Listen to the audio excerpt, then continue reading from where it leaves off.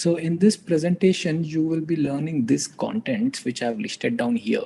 So we'll not be going into the major technical details here, but I'll be taking you through what are the different stuff we have in data science and why data science is becoming so popular. So first, we'll be going through the machine learning trend, what we have with respect to Google and other browsers, okay? And then we will be talking about why data is turning out to be a new oil. You must have already heard that AI is the new electricity, artificial intelligence is the new electricity, and data is the new oil.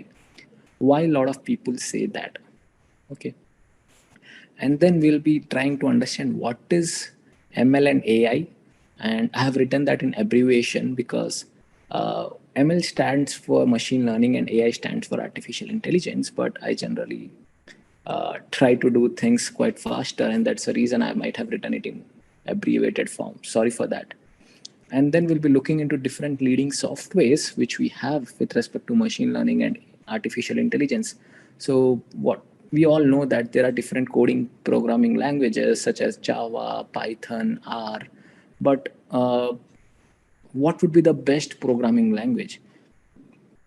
When I was doing my mechanical engineering long back, I used to learn C, C++ around 12, 13 years back, not maybe 12, 13, it was like, yeah, 14 years back.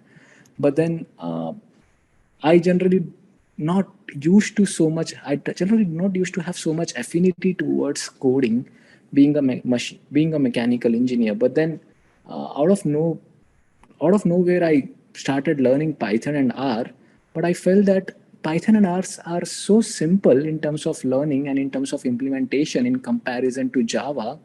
I felt that I can give a try with respect to learning coding as well. So, saying that, I moved into data science and started learning coding using Python and R as a two as a programming languages.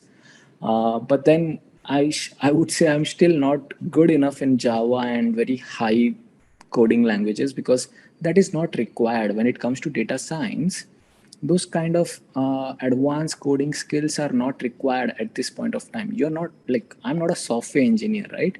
And someone who wants to pursue his or her career in data science, we are not expecting them to be a software engineer, okay? So, or software developer.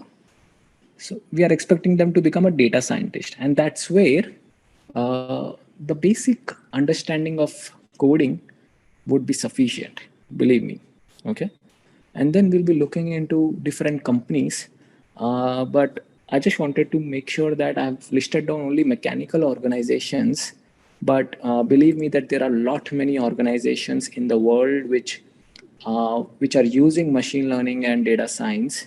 So the PPT which I'll be showing, the slide which I'll be showing with respect to companies, are not the ones which are only working into the field of data science. There are many such organizations, okay? So, but I have listed down some of them. And then we'll be looking into the different applications of machine learning, okay? So there are different applications which I can talk about, but I have taken some of the applications so that I can give you a brief overview of how data science and machine learning can be handled, okay? And then we'll be going through some of the applications such as text classification, image classification. You must have already heard that, right? Uh, for example, very famous example, if you notice, nowadays in Gmail, lot our emails are getting classified directly into inbox and spam box. So basically, what do I mean by that is, if you notice, 10 years back, the emails which we used to get, some of them were actually spam, and we used to pull those emails to spam box. But now, in the current era, if you notice, most of the emails which are spam get filtered as spam by itself. So there is something which is improving at the back end, right? So on the similar lines, we'll be showing you one of the example, okay? But I'll not be going into the technical details. And then I'll be showing you with one image classification example with the help of cars and bicycles, maybe because I have so much love towards automobiles and mechanical. I have taken most of my examples from that field, but nothing to worry. I'll keep uh, adding the examples verbally from non-mechanical field. Okay, and then technical aspects, will be going through some basic technical aspects the with respect to the algorithms of machine learning. Okay, where I'll be explaining you what is machine learning, and then how many different types of machine learning we have, what is the importance of each type of machine learning, and then we'll be talking about linear regression and then logistic regression. Okay, and then we'll also be going into the advanced machine learning, which is something called as deep learning. So if you notice, you must be thinking, what is the difference between machine learning and deep learning? Please hold on for that. But if I want to tell you in a very smaller, like in a very brief, so deep learning is something which tries to emulate our brain, but not to 100%. Okay, if it had been emulating our brains up to 100%, then our jobs would be a riskier position, right? In a risk position. So that will not gonna happen. Don't worry about that. Deep learning cannot do that at this point of time, or maybe after an era, maybe it can do that, but not at this point of time. But it generally tries to imitate our brain to some extent, so that we can automate lot many stuff, and we can then analyze the results of this deep learning. So very famous example, if you know, in Facebook also, uh, 10 years back, you used to tag, when you take a photograph with your friends, you used to tag your friends, right? But now it's not required. So something is happening. If you, let's say if I take a photograph with my friend X, the Facebook would automatically actually tag that my friend as X, right? Because that's where the deep learning is coming into picture. Something is going on at the back end. The model is learning with the historical data. Maybe in the past, I might have taken the photographs, a lot of different people might have taken the photograph with my friend X, and they might have tagged him as X. And based on that data, now the Facebook machine learning or deep learning model knows that this person can be tagged as X. So uh, the things are getting easier, right? The technology is improving. If you notice, 50 years back, we never had so much technology. But now there is so much technology in place that a lot of things are getting automated, right? And that's where the companies are also trying to improve their customer experiences. And we all know what happens when the experience of customer improves, customer will be happy, and in turns, the revenue of the organization also increases, right? So lot many people will be using that the company's product, right? So that's how it works. So these are the contents which we'll be going through, but I just wanted to take some of the questions here before going ahead. So one question was, can we use can we share this PPT? To be very honest, I would say no, at least not in the PPT format. Okay, so that's the answer for the first question. And the second question which I received was, what sources did you use to learn machine learning and AI? Okay, that's a different story. There are different courses in the market which you can take up for learning machine learning and AI. Okay, uh, and but for me it was not a course, basically because think it as like, because I've done my bachelor's and master's in mechanical, I have never taken a course on machine learning and AI, to be very honest. What I have done was, while working in an organization, I used to get a lot of data, and that's where I used to train myself while working with the organization. So it's kind of on-job training. Okay, but then that's very rare, that it happens quite rare. Everyone might not get that chance to get an on-job training unless you show that enthusiasm to your organization or maybe to your boss.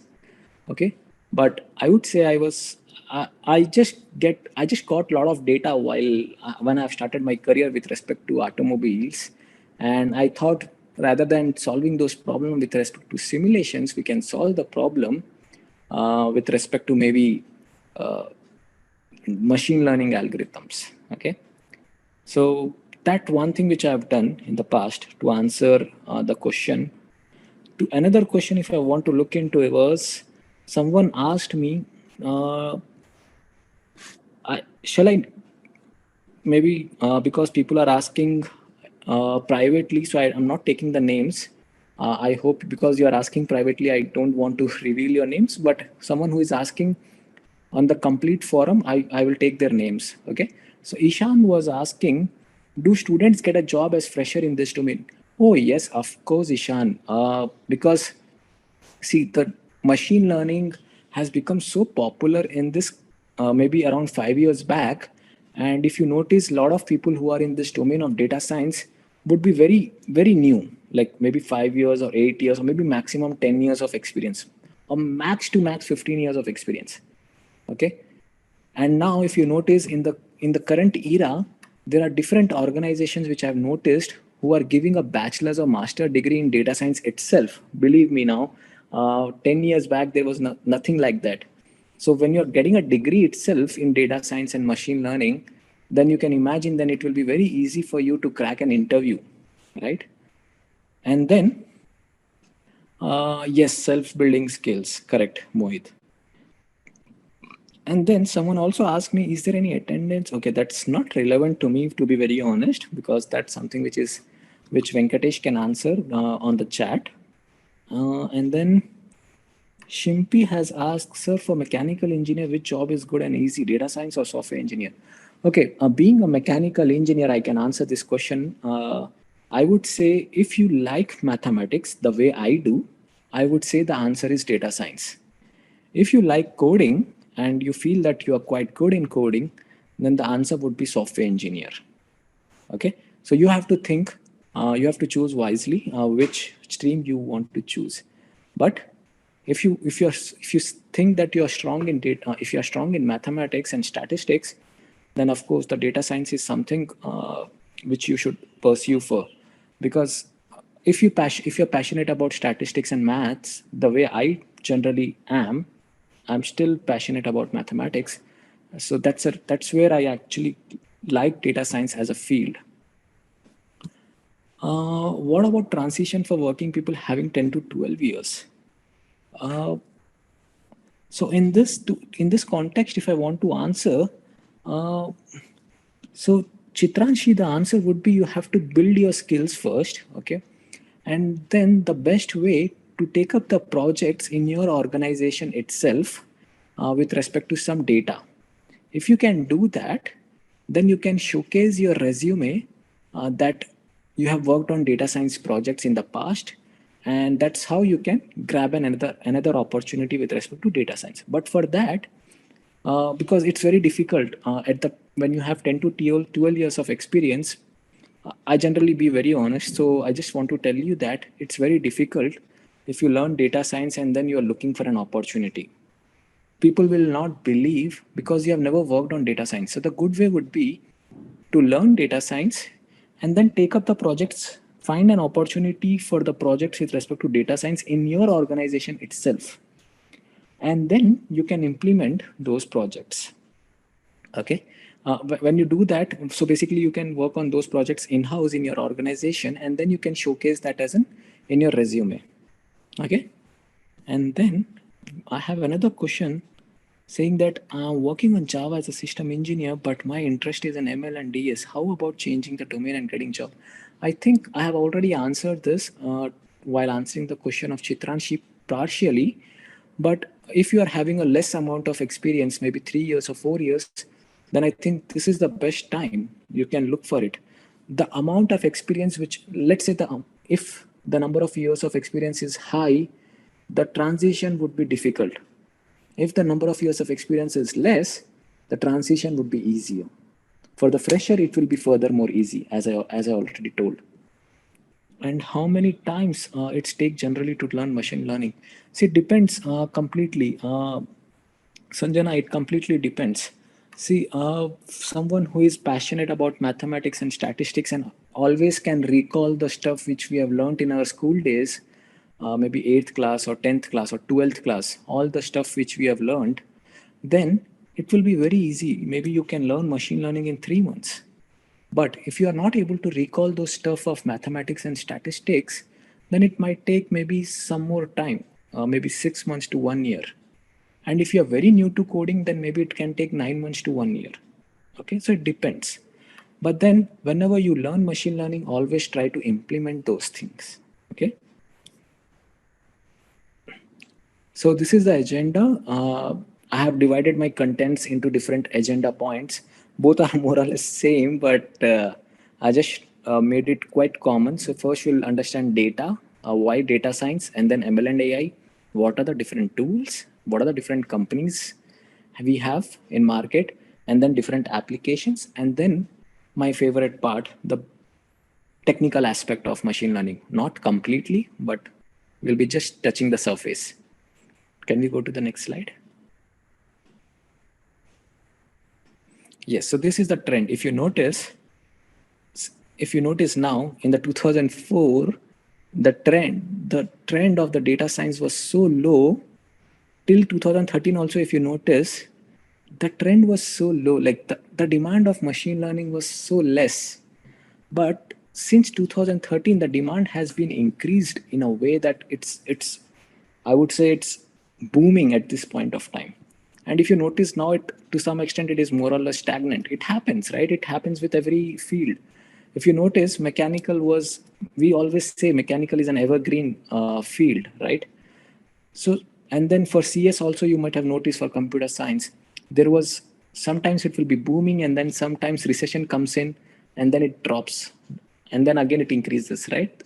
So similarly for data science also, you would notice that it has stagnant, but the good news is it's not stagnant at the lower part of the graph. It's stagnant on the upper part of the graph. So basically now everyone is going into data science. Okay. There is a specific reason because a lot of things can be taken care with respect to a lot of things can be actually automated with respect to data science, right? So that's where you would notice that the graph is slightly stagnant now, but nothing to worry about it because it's stagnant. It got stagnant on the upper graph, upper part of the graph. Okay. And then I've just shown you some of the different industries where we can implement machine learning. You can implement machine learning in education sector if you want to predict the student performance, or let's say students are giving the reviews for every professor, let's say, and then the reviews will be in text format, right? And imagine a college or university can have thousands of students and no one would be having so much time to read those basically those kind of reviews in a text format, right? So what we can do, we can implement machine learning, deep learning and techniques, or maybe NLP, to be very honest. We can implement NLP, which is also called as natural language programming or natural language processing. But then the good thing is when it comes to text, we always try to implement NLP. So those reviews can be automated, or we can understand those reviews, whether the reviews are positive or negative for particular professor, and then we can take a decision what needs to be done next, right? So that's how we can actually use data science rather than someone who is sitting manually and reading all the reviews about that professor. Is that professor good or bad? Okay. Or maybe the teaching skills are good or bad. Okay. So maybe, for example, after this session, if you want to give the reviews in the text format, if you're giving the reviews in star ratings, then it's okay for me to understand. It's easy to understand. But when, let's imagine, if you give the feedback about me in terms of text, and to be very honest, it will be very difficult for me to go through the text reviews, right? So what I would be generally do, I'll be quickly creating a word cloud out of it if I want to do it. What is word cloud? You must have already seen word cloud. Word cloud is something which from the lot of text, it just give you highlights all those words which are appeared frequently in those kind of text. Let's say if you say Abhijit's teaching skill is awesome, and the awesome words appears quite frequently, then these words pop up and in a bold image in your word cloud. And let's say if you say Abhijit's teaching skill is pathetic, and then few people actually who gives this feedback as pathetic, then the feedback, the pathetic would be in very small font. That suggests that there are very less students who are unhappy with my teaching skills. Saying that you don't have to give me an awesome feedback, it's completely your choice. Okay, so it's completely up to you. If you like my skills, that's completely up to you. Again, now machine learning in digital marketing. Now this, I don't have to explain this because this is self-explanatory, right? Digital marketing, everything is going towards digital, and you know that the digital marketing examples. Machine learning in terms of healthcare. So if you notice about healthcare, let's say if you want to, but we have to be very, let me be very honest here, healthcare is something which is very important field, and your results has to be really accurate when you're working with healthcare. Let me give you an example why. When you work with an engineer field or entertainment field, you don't your algorithm might not have to be so robust. Of course you will try to make it robust, but then when it comes to healthcare, you have to make sure that it's completely robust and you're not taking risk. I'll give you an example why. Let's say we are solving a problem based on the human's weight, age, height, or maybe whatever geographical characteristics, everything we have this as a features, let's say different columns, and or maybe different reports we have in the past, and now we are trying to predict whether the person has cancer or not based on the different columns or different features, age, height, everything, whether the person is obese or something, lot many different features. So we are predicting whether the person is having cancer or not, very based on the data, based on the historical data. Now, let's say you have predicted that the person is having a cancer. Now, if your model is predicting that, uh, imagine that if your model is predicting that the person is having a cancer, what you're gonna do? As a human being, you will be panicked, right? Initially you will be panicked. Okay, that doesn't mean that uh, like basically you'll get panicked, and then what you're going to do, you will be going through all the tests. Okay, you'll be going through all the tests whether you really have a cancer or not, maybe because you might not believe the model. Okay, and then you might find that, oh, of course, you already, like, because the model has predicted the cancer, you might have a cancer. There is a good amount of probability that you will have a cancer, right? But then it also can be possible that the model is predicted as a cancer, but when you go through all the health test, it turn out that you don't have a cancer. Then what happens? You'll be really happy, right? You'll be really happy because you don't have a cancer after going through all those tests. This is something like, if you remember, there was one advertisement saying that the person actually tells the flight is delayed by another 5 minutes, and the people in the flight would be like, why is this flight getting delayed again and again? Now, there was another pilot who told that no, the flight is actually delayed by 3 hours itself in a one shot. And then by saying that, after 10 minutes, the pilot actually tells, now we are taking off early. So, though in the initial statement, the pilot told that the flight is delayed by 3 hours, but then when he told after 10 minutes that we are taking off now, all the passengers will be happy, right? So it's basically, that's something of which I'm trying to tell you with the help of cancer and not cancer example. So when your model predicts cancer, and if with the health reports also says that the person has cancer, of course, then he would he would take a treatment. He or she would take a treatment. But what if he doesn't have a cancer? Then he will be happy. He will go away, like he will go to his home, assuming that the model is not performing well. Makes sense. So far, so good. But not an end of the story. Now let's imagine your model predicts the person is not having a cancer. Okay. Now the person might, if the person now believes that the model is robust and accurate, and the person is now happy and just go to his or her home feeling happy, saying that I don't have a cancer, I don't have to take any treatment. But then imagine your model cannot be 100% accurate, right? Now, what if a person who was predicted as not a cancer, and then when he or she go through all the tests, and out of maybe like one or two persons might get detected as a cancer, then now after taking those tests they will come to know that we have to take a treatment, right? So they cannot believe our model, right? Because if our model says that the person is not having a cancer, and out of 100 people for whom we have done the prediction, let's say one person is detected as a cancer by going through all the health test, then it would be a risky position, right? If you remember the first part of the story or first part of the analysis, when a person is having a, our model detects a cancer, but the reports tells that having a cancer, or maybe the actual values are having a cancer or not a cancer, it's not a big deal. But if our predictions are person is not having a cancer, and then in real he or she is having a cancer, then it's a dangerous position, right?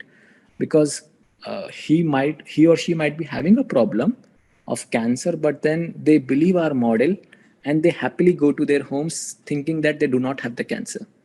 So uh, cutting the story and telling you the telling you the summary, you have your model have to be really robust when you are working in a healthcare organization as a data scientist, or you're trying to predict something, so that at least in a case when you are predicting whether the person is not having a cancer, at that point of time at least that part should be really robust. Okay. Otherwise we will be in a tricky position, and we might actually, because when you talk about engineering or maybe education, we might actually be doing the analysis with respect to some data, with respect to some maybe buildings or something else. If you're working as a civil engineer, as a data scientist in building organization, that's related to a building. When you're working in automobile organization, you're working as a data scientist, your analysis can go wrong because you're working on cars, bikes. It's okay if your analysis go wrong maybe with respect to automobiles, but it is not okay when you are actually doing the analysis or predictions with respect to humans, right? So that's where you have to be really conscious and build the algorithm. Okay. We can always take a risk with building house or cars, but we cannot take risk with our lives, right? So that's the whole story. I hope you might have loved the example which I've given just now. Okay. Going ahead, machine learning in entertainment. You might have already seen this in Netflix. Whenever you watch a lot of movies of Shahid Kapoor, there will be different movies which will be recommended to you of Shahid Kapoor. Or maybe let's say if you're watching a lot many movies of like if you're watching a lot many horror movies, uh, uh, the app of Netflix will recommend you lot many different movies which are actually the genre of those movies might also be horror, sorry. Okay, so something like that. And then machine learning in retail, you might have already noticed this in Flipkart as well, maybe, uh, or maybe in Amazon also. When you buy some stuff or when you look for some stuff, searching again and again, and then it happens that the e-commerce website by itself recommend you something similar projects, okay, a similar product, sorry, what am I saying, okay, similar products. Okay. And then machine learning in transportation, we know that in maybe Ola, Uber, right, we should be knowing where are we using, because when we how we actually give this how what different drivers should be getting the, I would say, notification when we are actually book an Ola or maybe book an Uber, right? So what are the different drivers? Does every driver should get that notification? So something like that on the similar lines. In machine learning, in mechanical and aviation, of course, you can do lot many predictions with respect to the temperatures, hotspots. Because when I talk about mechanical and aviation or automobile, we know that the biggest problem would be to have a hotspot or hot zone in your vehicle, right? And we want to make sure that those hot zones are not that hot enough to burn the metal or to give that heating significance to a passenger itself, right? So, anyways, not getting into the details of mechanicals and CFD, because I know that we have a vast amount of, like, we have a diverse audience here.